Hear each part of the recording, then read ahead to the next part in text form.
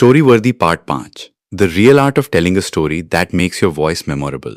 Imagine you have found the most powerful story of your life. You know it's 5-second moment too. You have found the beginning, the stakes are ready, and you also know where to scare the audience, where to make them laugh, and where to make them go silent. But as soon as you reach the stage, your hands become cold, your voice starts trembling slightly, and only one fear keeps circling in your mind. What if I forget? What if people get bored?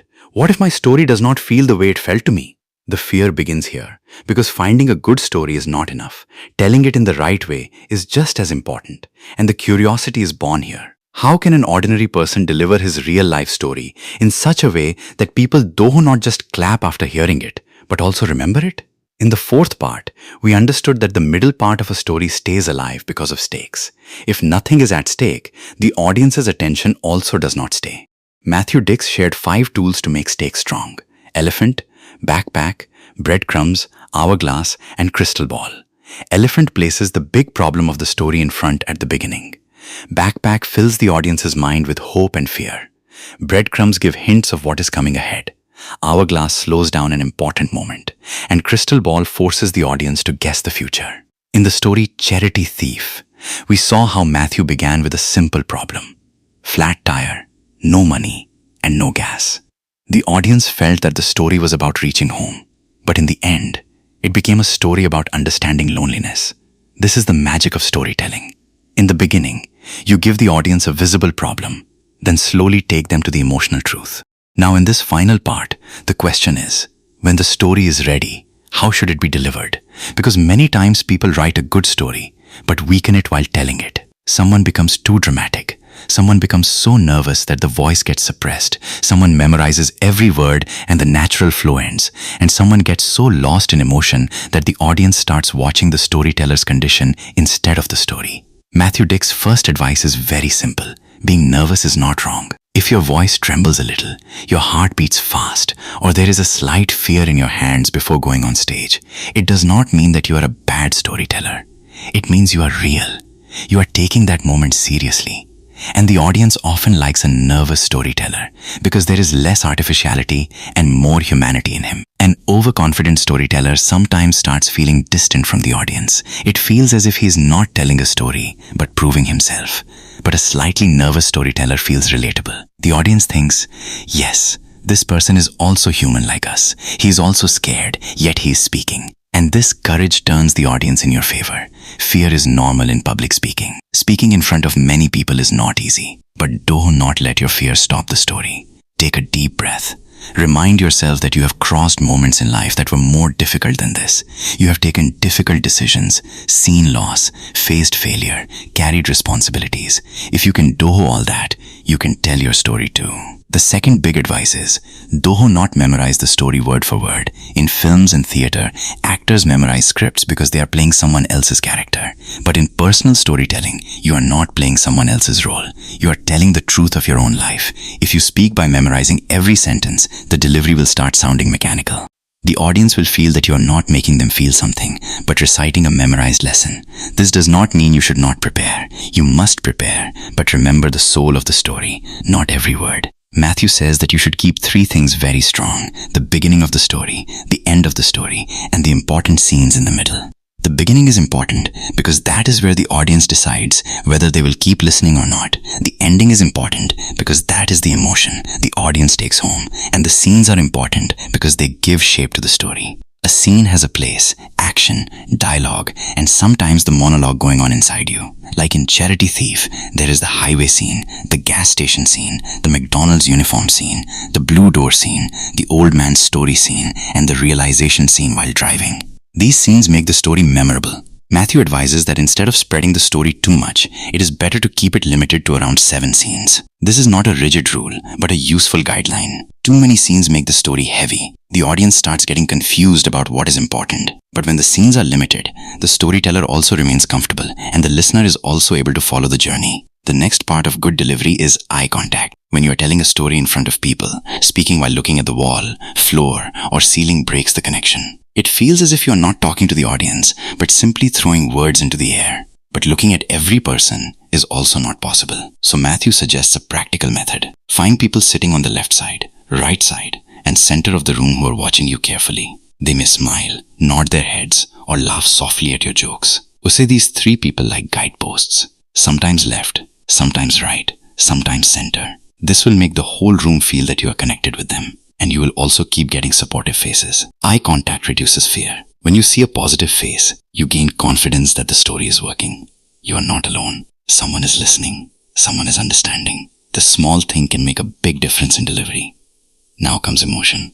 A personal story is often emotional. It may have loss, guilt, regret, love, or a moment where your throat gets heavy. But the storyteller must know how to control his emotions enough that the story does not break. The audience wants to see your feeling, but it has not come to handle your breakdown. If you start crying while telling a very painful incident, the audience's focus shifts from the story to you.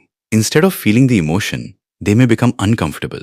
So while telling an emotional story, it is important to create a little distance, as if you are looking at that incident from above, as if you are observing your old version, not completely drowning again in the same pain. For this, practice is necessary. Speak your story alone many times. Stop at the emotional parts. See where your voice fills up. Then practice saying those lines in such a way that the emotion remains, but control also remains. In storytelling, you do not have to hide emotion, but you do have to handle emotion.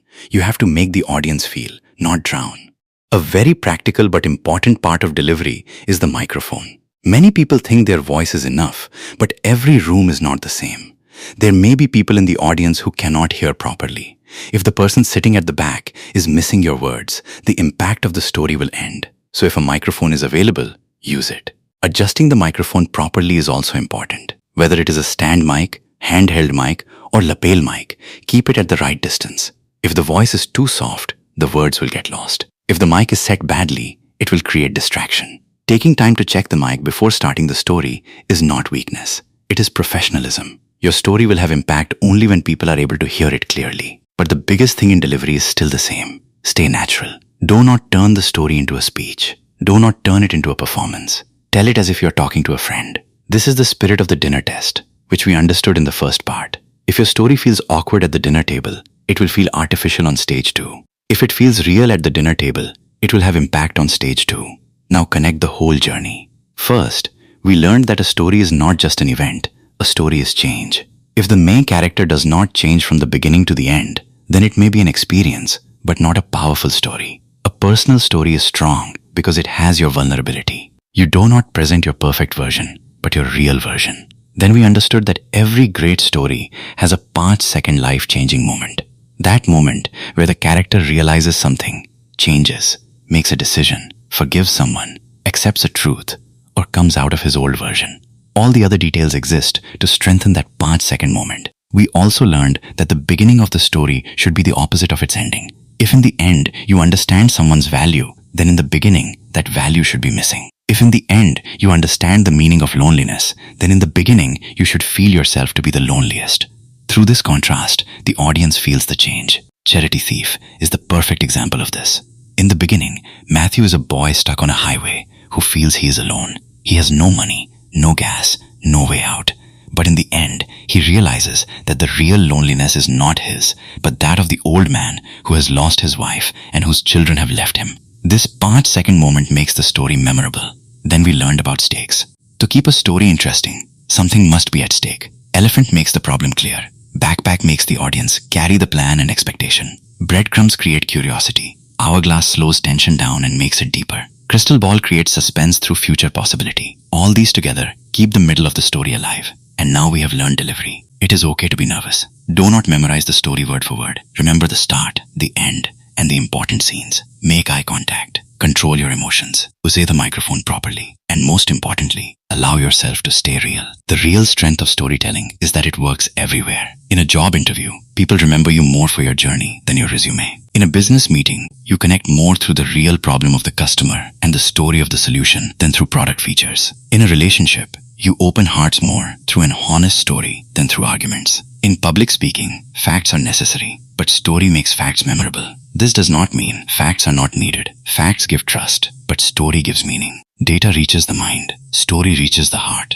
And when both the mind and the heart connect, only then is a person truly influenced. You do not need an extraordinary life to become a storyteller. You only need to look carefully at your ordinary life. Small 5-second moments come every day. A child's question, an old person's silence, a friend's help, the shame of a mistake, the learning from a failure, the words of a stranger. Any one of these moments can become your next story. Just ask yourself, how did this moment change me? What was I thinking in the beginning, and what did I understand in the end? Which fear, which guilt, which love, which truth opened inside me? Once you get the answer, you have found the seed of your story. Then do not fill it with unnecessary details. Keep the story clear, keep it simple, keep it human. Tell only what takes the listener to your change. Put the problem in the beginning, stakes in the middle, realization at the end. And when the time comes to speak, just remember, you have not come to impress someone, you have come to connect. In the end, the point is that telling a good story is not just a skill, it is also a way of living. When you start seeing your life in stories, you understand that none of your struggles went to waste. Every small event has taught you something. Inside every mistake, every fear, every relationship, every defeat, and every victory, a meaning is hidden. Matthew Dick's Storyworthy teaches us that life is not made only of big milestones. Life is made of small moments. And if you learn to recognize those moments, learn to shape them, and then learn to tell them with courage, then your voice does not remain just a voice. It makes a place in someone's heart. So the next time someone asks you, tell me something about yourself, do not just count facts. Tell your story. The story in which you changed. The story in which you lost something and learned something. The story in which you were weak, but truly human. Because the world does not remember perfect people. It remembers true stories. And perhaps the smallest 5-second moment of your life may become the biggest lesson of someone else's life. If this video has taught you something new, or if you feel this information should reach more people, don't forget to like and share the video. Your small share can become valuable and useful information for someone else. If you have any questions related to this topic, or if you would like to share your opinion with us, be sure to write in the comment box. We read every question and suggestion from you, because your feedback inspires us to create better content. And if you want to keep receiving such interesting and reliable information about business, the economy, and the world in the future, then don't forget to subscribe to our channel GRT Business and also press the bell icon so that you get notifications of every new video directly. At GRT Business, we always strive to provide you with accurate, balanced, and reliable information. Our news and analysis are prepared based on information obtained from various news agencies, public sources, and public opinion. We make every effort to verify and validate each fact as much as possible. But in case of any possible error or dispute, the responsibility lies with the respective sources. Our only aim is to present you with a correct and trustworthy perspective so that you can understand any topic better.